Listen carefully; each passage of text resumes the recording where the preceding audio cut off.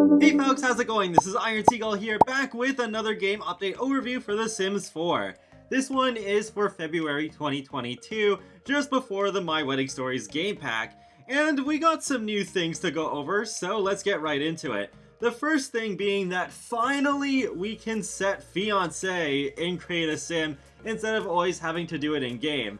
I did notice one weird thing where my couple who was engaged long before this patch came out, when you go into Create a Sim, they're just considered household members still, but yeah, I guess if I just set them as fiancé and Create a Sim, hopefully it wouldn't damage anything. It's also annoying that we still can't set Sims as just dating in Create a Sim. Will we have to wait for a specific dating game pack for that? I don't know, but moving on, we also have the wedding venue type available to everyone. And the requirements on this one are actually pretty light because, well, the only thing is actually a wedding arch, and that is still considered to be optional. Though it is pretty convenient that you can click on wedding arch and it just like goes right to all the wedding arches that are available to you at the moment. And they actually did update the 2 wedding arches in base game to have some more swatches, so that is pretty nice as well. Oh right, and although I forgot to show it in this footage, the pergola that they added back during the Hispanic Heritage Month update also got some more colors, which is also pretty cool because I really like that pergola. The patch notes, which of course I will link to in the video description below, also list a bunch of base game outfits that have been updated with more swatches, and there is also this example picture that they have attached. It doesn't just stop at new swatches though, because there are a few new Create a Sim items. The first being a Bindi, which is available under the face paint category, so you actually do have a lot of control over the color that you choose. And there is also a pair of French tip nails, so that's really nice. That's kind of like the one pair of nails where it's like, oh yeah, that'd be kind of nice to have in game, so I'm glad I don't need to download custom content for that one. The most surprising addition to me though is this full body swimsuit for toddlers, the only one you'll actually have if you only own the base game. And I love these swatches, especially the shark one. Just yes, that is the best one in my opinion, and yeah, I really look forward to using this in the future, for sure. We also have some new music. So the World radio station, which you may remember originally came with City Living, is now available to all players. However, the World songs that came with City Living are still restricted to that pack. But everybody has the 4 new songs, which are all listed at the top. The first 2 songs are Chinese inspired and the last 2 are Indian inspired, and I listened a bit to all 4 of them and I think they all sound great, so I definitely recommend taking some time to listen to them. We also have At Last, which is the song that can be heard in the My Wedding Stories trailer, available under the Romance station. We also got a bunch of bug fixes, basically the laundry list we got recently, plus even more stuff. I really wish every patch could at least have as many fixes as this. It seems like it takes a pack release to actually fix a decent amount of bugs. So I haven't played long enough to see if the super lag from switching between live mode and build mode has been fixed yet.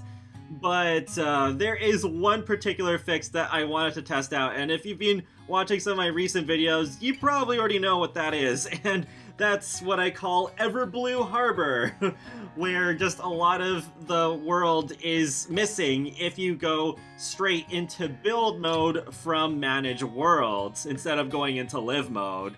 And it's not exactly 100% being fixed. There is a little bit of blue that you can see in certain spots, but there's a lot of scenery that is missing, and I have noticed it is the scenery that is able to be changed depending on which neighborhood action plans you have enacted. So in terms of Poor Promise, it's not the worst, but it's definitely not great. But then with the other 2 neighborhoods, it is pretty bad. So there's the Conifer Station neighborhood, you just see the one that your Sims can actually live there for the apartment is actually, like, it's there, but then the ones that are supposed to be beside it are missing. And then a lot of, like, the support for the railroad tracks are just gone, like, as if they want to try and be monorail tracks instead. But then Grimm's Quarry, oh my goodness, this is the worst one, easily. It's like as if Thanos just popped in and instead of erasing half of all life, he erased half of all buildings. Just like so much is missing here, and the pathway that goes up to the quarry, it's just gone except for the columns.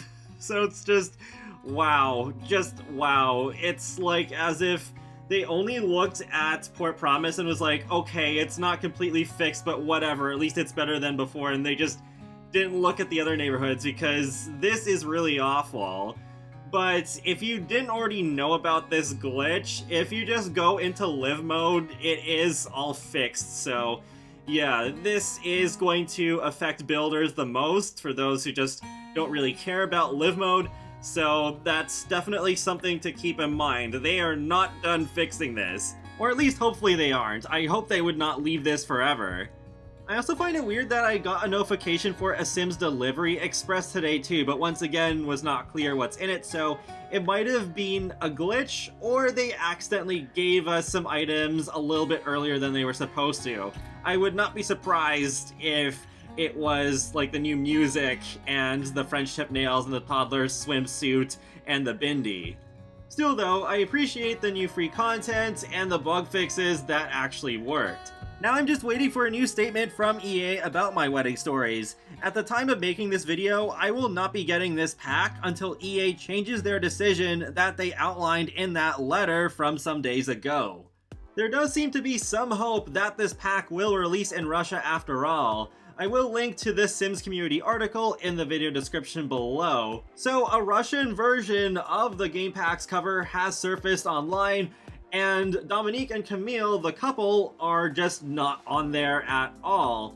And there's a reply from Russian EA support that says there will be more information about the situation with the pack's release once it releases worldwide. So I guess the 17th is when we'll get that update. I don't think the idea of erasing the couple from the cover art is really a win either, but since EA has not officially acknowledged that cover art yet, I am still gonna wait a couple of days and see what happens. But that is it for this game update overview for February 2022. So I will talk to you all later, and thanks for watching.